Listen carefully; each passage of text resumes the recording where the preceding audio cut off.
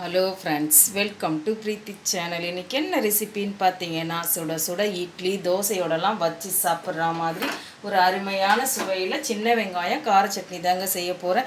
இது நல்லெண்ணெயில் செய்யும்போது டேஸ்ட்டும் ரொம்ப நல்லா இருக்குங்க. உளுத்தம்பருப்பு, சின்ன வெங்காயம், நல்லெண்ணெய் இதெல்லாம் நம்ம உடம்புக்கு ரொம்பவே நல்லதுங்க. அதுவும் சுட சுட தோசையோடலாம் வச்சு சாப்பிட்டிங்கன்னா இந்த மாதிரி 2 இட்லி சாப்பிட்றவங்க கூட 4 இட்லி சேர்த்து சாப்பிடுவாங்க. இதை யாரும் வேணான்னு சொல்ல மாட்டாங்க. வாங்க இந்த சிம்பிளான சின்ன வெங்காயம் கார சட்னி எப்படி செய்யலான்றதை பார்க்கலாம்.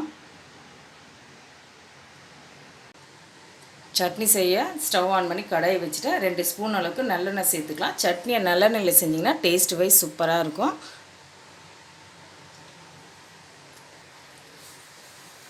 எண்ணெய் சூடாயிடுச்சு. 5 காஞ்ச மிளகாவை இந்த எண்ணெயில் சேர்த்துக்கலாம். கருகிடாமல் மிதமான சூட்டில் வறுத்து எடுத்துடலாம். மிளகாவை நம்ம காரத்துக்கு ஏற்ற மாதிரி கூட்டவோ குறைக்கவோ செஞ்சுக்கலாம். மிளகா வறுப்பட்ட பிறகு இது ஒரு பிளேட்டுக்கு மாற்றிக்கிறேன். 1/4 கப் அளவுக்கு வெள்ளை உளுந்து எடுத்துக்கிறேன். இதோட சேர்த்துக்கிறேன். உளுந்தை கருகிடாமல் பொன்னிறமாக நல்லா வறுத்து எடுத்துடலாம். உளுந்து நல்லா வாசனை வர அளவுக்கு மிதமான சூட்டில் வறுத்தாச்சு. இதையும் ஒரு பிளேட்டுக்கு மாற்றிடுறேன். அடுத்ததாக பார்த்திங்கன்னா சின்ன வெங்காயத்தை ஒரு கைப்பிடி அளவுக்கு வச்சுருக்கேன். இதோட சேர்த்துடலாம். வெங்காயத்தை நல்லா வதக்கி விட்டுடுறேன். வெங்காயம் வதங்கின பிறகு மீடியம் சைஸ் தக்காளி இதோட ஒன்று சேர்த்துக்கலாம். தக்காளி ஒரு நிமிஷம் அப்படியே வதங்கி வரட்டும். தக்காளி வதங்கின பிறகு குட்டி நெல்லிக்காய் சைஸ் அளவுக்கு புளி எடுத்துருக்கேன். இதோட சேர்த்துடலாம். கொஞ்சமாக கருவேப்பிலையும் இதோட சேர்த்துடலாம். சேர்த்துட்டு இதை அப்படியே வதக்கி விட்டுடுறேன்.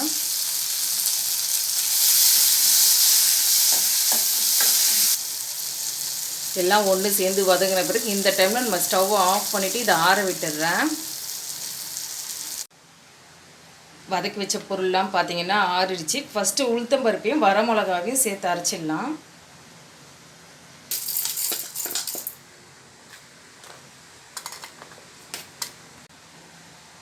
இது கூடவே இந்த சட்னிக்கு தேவையான உப்பையும் சேர்த்துடலாம். தண்ணி விடாமல் ஃபஸ்ட்டு குறைன்னு அரைச்சி எடுத்துகிட்டேன். அடுத்ததாக வதக்கி வச்ச தக்காளி வெங்காயத்தை இதோடு சேர்த்துட்டு கொஞ்சமாக தண்ணி சேர்த்துக்கலாம். கொஞ்சமாக தண்ணி சேர்த்துட்டு இதை அரைச்சி எடுத்துகிட்டு வந்துடுறேன்.